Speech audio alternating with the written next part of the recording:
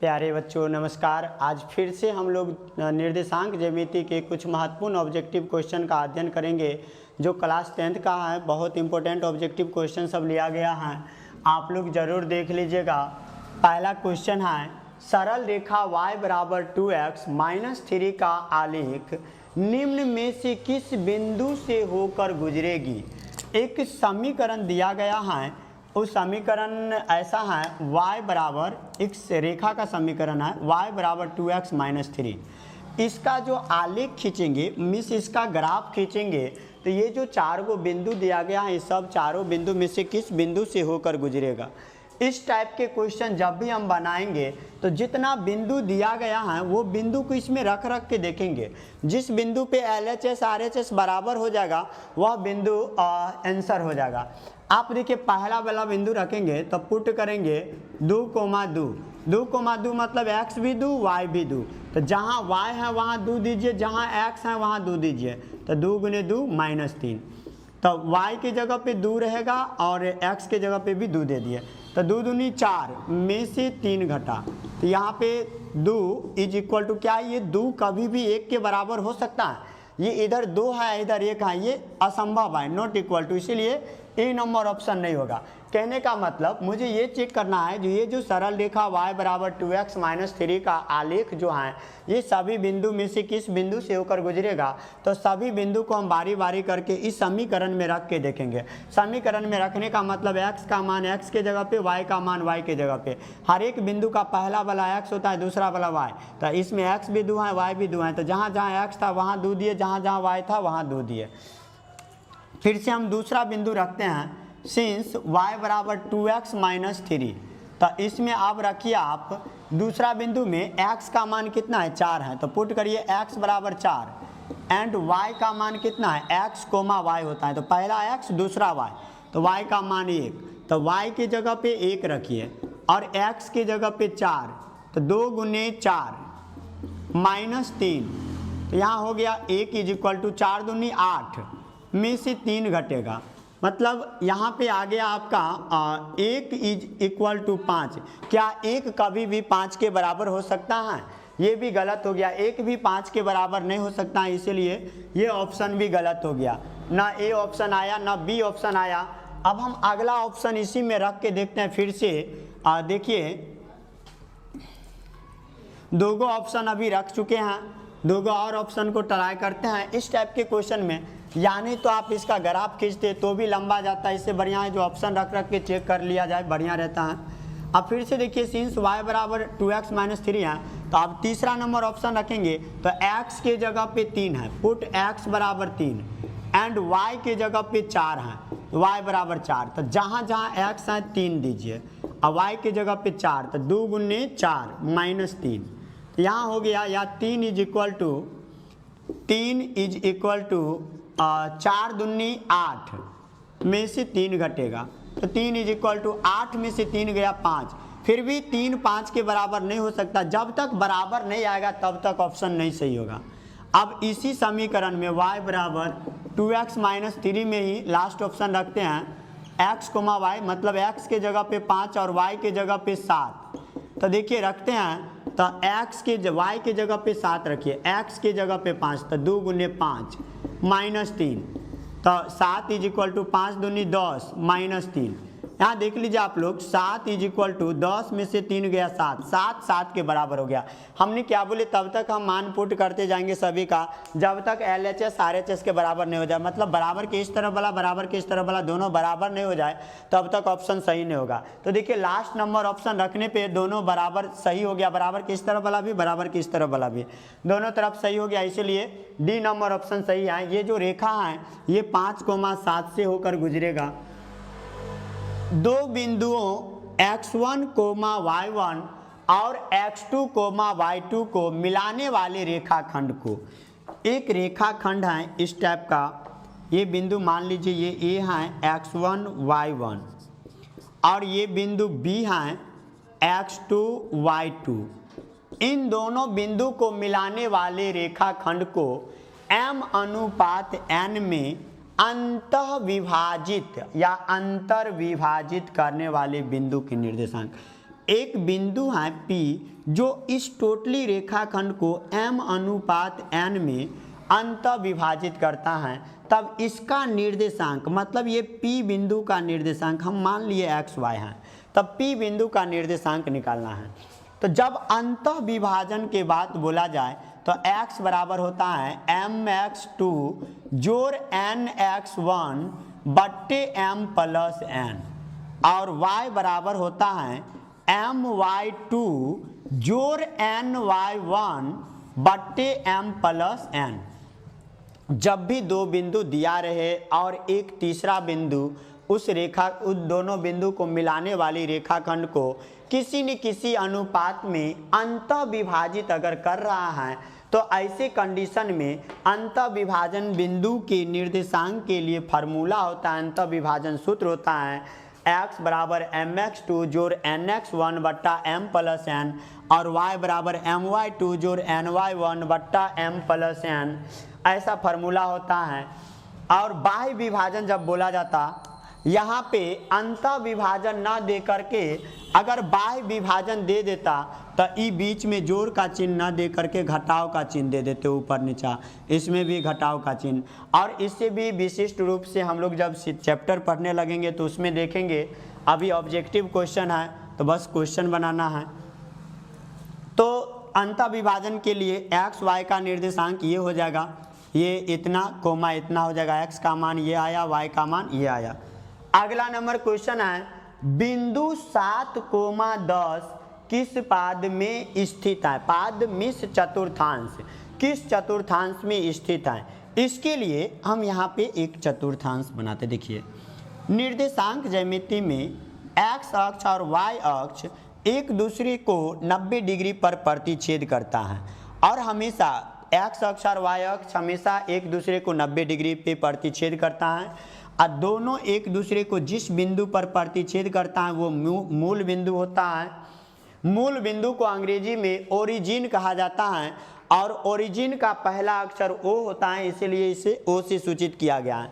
मूल बिंदु का निर्देशांक 0,0 होता है, और यहाँ पे बोला गया है 7,10 किस पाद में स्थित है, मतलब किस चतुर्थांश में स्थित है। तो हम ये देखते हैं, ये धनात्मक x अक्ष और धनात्मक y अक्ष, मतलब x भी धनात्मक और y भी धनात्मक। तो किसी बिंदु का x नियामक भी पॉजिटिव अगर y नियामक भी पॉजिटिव हो तो वो पहला चतुर्थांश में जाता है। लेकिन इधर देखिए, ये ऋणात्मक x अक्ष हो जाता है, इधर माइनस में लिखाता है। तो x ऋणात्मक किसी बिंदु का तो पहला x से होता है, दूसरा y होता है, तो इसका x ऋणात्मक लेकिन y बड़ा ऊपर है तो ये y धनात्मक होगा। इसमें x और y दोनों ऋणात्मक। देखिए, मूल बिंदु से आगे की ओर धनात्मक होता है, मूल बिंदु से ऊपर की ओर धनात्मक होता है, लेकिन मूल बिंदु से पीछे ऋणात्मक, मूल बिंदु से नीचे ऋणात्मक।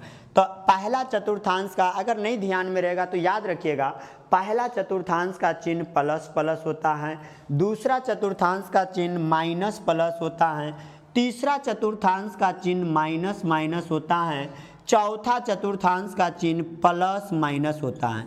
तो अब हमें यहाँ से मिलाना है, जो x का मान भी देखिए प्लस में है और y का मान भी प्लस में है, दोनों प्लस में है, तो प्लस प्लस किस चतुर्थांश में है? पहला चतुर्थांश में है, मतलब ये बिंदु प्रथम चतुर्थांश का है, प्रथम चतुर्थांश या प्रथम पाद का होगा, प्रथम चतुर्थांश का है या प्रथम पाद का होगा।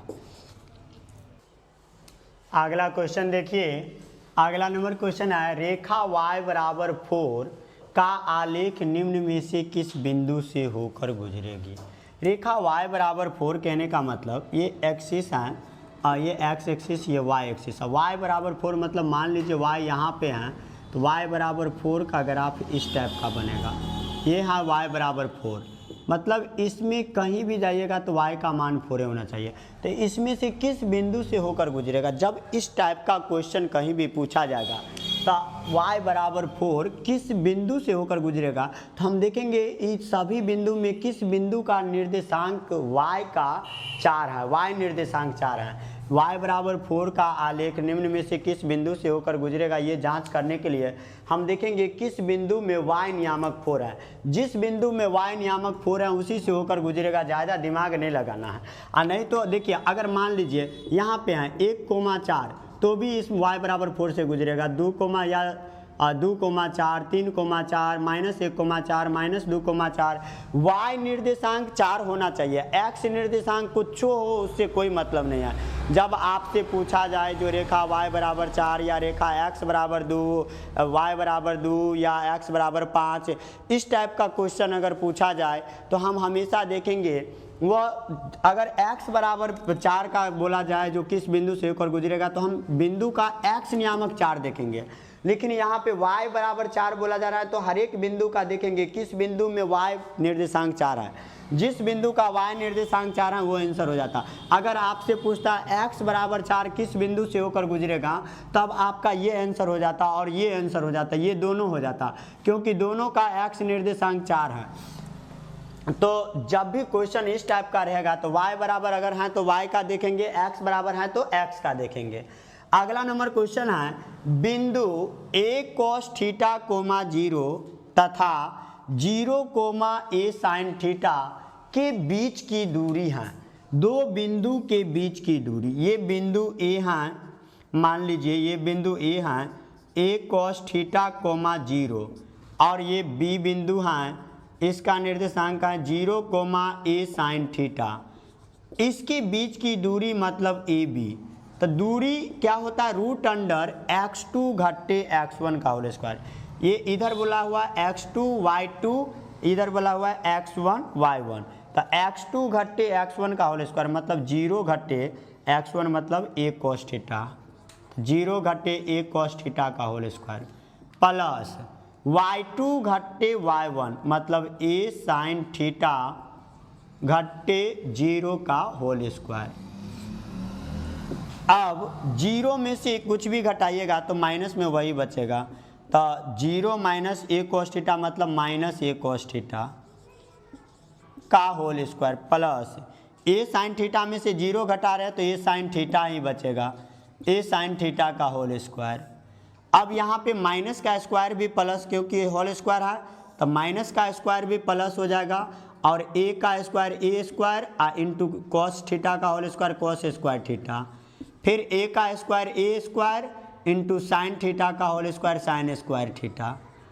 इस दोनों पार्ट में से ये पार्ट और ये पार्ट, दोनों पार्ट में से a स्क्वायर कॉमन ले लीजिए तो √a में कॉमन लीजिए a स्क्वायर, तो इधर बचेगा cos स्क्वायर थीटा, फिर a स्क्वायर से a स्क्वायर कैंसिल, फिर यहाँ पे a square come a square cancel हो गया तो साइन स्क्वायर थीटा। तो यहाँ पे आपका आ गया क्या कहते हैं √a स्क्वायर इंटू ई कोस्ट वाला को देखिए sine square theta plus cos square theta, आगे पीछे लिखने से कोई दिक्कत नहीं है, या cos square theta plus sine square theta, इसका मान 1 होता है तो ये 1 हो गया। तो a square come a square, a square है मतलब 2 a है तो 2 a में से 1 a बाहर आ जाएगा, तो किसमें a ऑप्शन है वो टिक कर दीजिए। अगला क्वेश्चन है यदि किसी त्रिभुज के शीर्षों के निर्देशांक 2,4 0,6 तथा 4,-1 हो तो त्रिभुज के केंद्रक के निर्देशांक होगा। एक त्रिभुज है इस टाइप से, इस त्रिभुज के शीर्ष का निर्देशांक है, शीर्ष मतलब तीनों कॉर्नर ABC, इसका निर्देशांक आपका है 2,4 और इसका निर्देशांक है 0,6 और इसका निर्देशांक है 4,-1। तो इस टाइप के क्वेश्चन के लिए तब बोला जा रहा है जो एक त्रिभुज के तीनों शीर्षों का निर्देशांक इतना है तो इसके केंद्रक, इसके बीच में केंद्रक होता है जिसे G से सूचित किया जाता है, इसका निर्देशांक XY। फार्मूला होता है जी केंद्रक के निर्देशांक, किसी भी त्रिभुज के केंद्रक के निर्देशांक हम XY मान लिए हैं तो केंद्रक के निर्देशांक का फार्मूला होता है x बराबर x1 plus x2 plus x3/3 और y बराबर y1 plus y2 plus y3/3। पहला वाला x1, पहला वाला का x नियामक x1, दूसरा वाला का y नियामक y2 या x नियामक x2, यहाँ पे x2 कोमा y2, यहाँ पे x3 कोमा y3। तो x1 की जगह पे 2 हैं प्लस x2 के जगह पे 0 प्लस x3 के जगह पे 4 हैं, तो बट्टा में 3, तो 4 आ 2 6 बट्टा 3 मतलब 3 दूनी 6, इसका x नियामक 2 आ गया। एंड y बराबर होगा y1 plus y2 plus y3 बट्टा 3, तो y1 मतलब पहला वाला x1 y1 ये होगा y1 होगा, तो y1 मतलब 4, y2 मतलब 6, y2 6 और y3 मतलब -1, तो प्लस में -1, अब बट्टे 3, तो 6 4 10, अब प्लस माइनस -1 बट्टा 3, तो 10 में से 1 गया 9 बट्टा 3, 3 तिया 9, ये 3 हो गया। कहने का मतलब g का जो निर्देशांक आया x कोमा y, तो x का मान 2 आया और y का मान 3 आया, इतना पे आंसर हो गया। देखिए x का मान 2 और y का मान 3, जो ऑप्शन है वो टिक कर दीजिए। आज की वीडियो इतने पे एंड किया जा रहा है, अगला क्लास अगला वीडियो में देखेंगे।